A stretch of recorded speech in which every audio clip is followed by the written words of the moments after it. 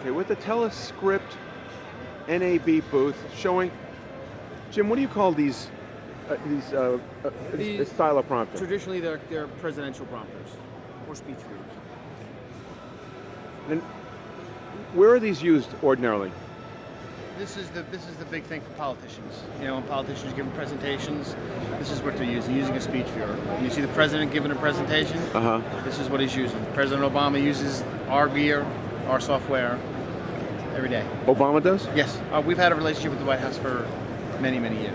So when Hillary Clinton does a $275,000 speech for Goldman Sachs, she's using a teleprompter. She's using a teleprompter, and she specifies that it includes a professional teleprompter. Would yours be one of the ones that they would? Possibly, yes. Yeah.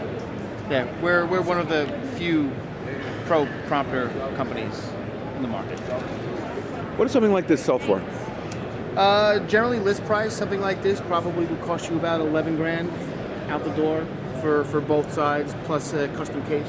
Both sides? Both sides, with everything you see here, with a custom case, and depending on what size your monitor is, you know, this is set up with a 19-inch monitor. You can also get a 15-inch monitor. Would you walk me through what this is? Sure.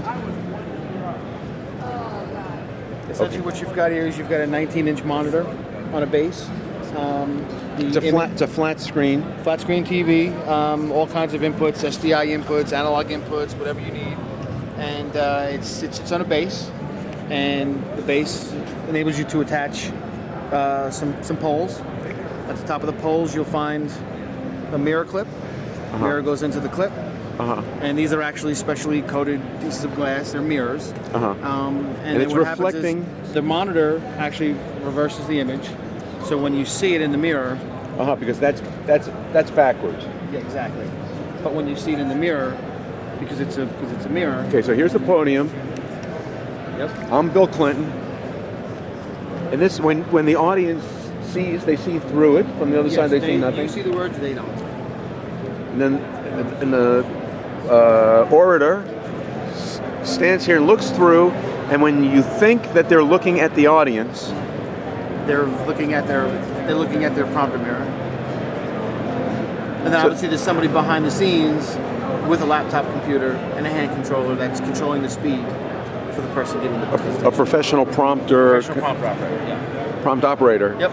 Is there a network of those people as freelancers? Sure. Yeah, absolutely. I mean, you can hire specific, prompter companies. You know, I mean, Telescope is also associated with a company called VIP Prompting. It's been in business for 50 years. Been around for a long time. And do they have representation in many cities? We will travel. Pretty much everywhere, anywhere where anybody wants us to travel, we can go. But we do have a network of people all across the country that work for us when we can't get to a particular location. You see, the funny thing is, from my perspective, standing here, when you think a speaker is looking, okay, so he's reading the prompter, but technically, when you think he's looking at the audience, you can't really focus on the audience and the text simultaneously. So that's a skill that needs to be learned. Is that what got Obama elected? No, it's reading prompters. You'd think it might be easy because it's just reading, but try to do it naturally. It's a skill that needs to be learned. It's not as easy as it seems. To go from the text, then to look sincerely at the crowd. Right, and switch between paddles and, put the pauses in the right place. And, some really good prompter readers will have the knack of reading through their text, getting to a point, and then having a thought at that moment, and then kind of ad-libbing and talking, and then returning back to the script and continuing on. Which sometimes can make it gets a little hairy for the prompter operator, because now they're talking off script. The prompter operator is waiting for him to read the words. So now it's the operator's job to sit there and say, okay, has he moved forward in the script, or should I stay put? It's always a gray area when it comes to being a prompter operator, and when to not advance a script. Is there ever a time when the orator breaks from the script to teleprompter operator? Yeah. He won't tell the teleprompter operator directly that he's going to skip something or whatever. That tends to be. That's why, like, the president usually has his own people. They know him. They know how he speaks. They they can sense when he's going to skip something or whatever, and that's just the dance that you do. Right. You know, with people. There are talents, you know, in the industry that travel with talent because they know how they speak, they know how they work. They bring their own sound guy. They bring their own prompter guy. Sometimes they do. Yeah, travel with their own little crew. And these kits come. Everything packs up into one of these? Everything packs up to a custom kit, depending on what you want. This happens to be a 15-inch kit. That's the kit for the larger 19-inch. Oh, this.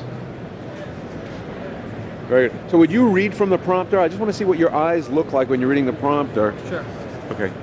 But rather, a world becomes a concept, and so far as it simultaneously has to fit countless more. I picked this one. Similar cases, purely and simply cases which are never equal and thus altogether unequal.